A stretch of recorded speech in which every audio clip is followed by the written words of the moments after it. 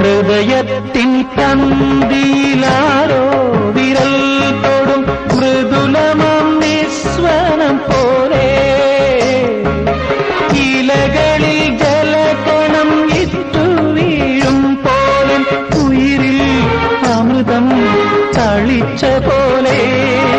കരളവിലോലം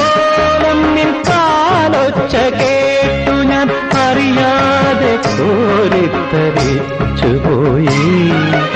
അറിയാതെ കോരിത്തരിച്ചുപോയി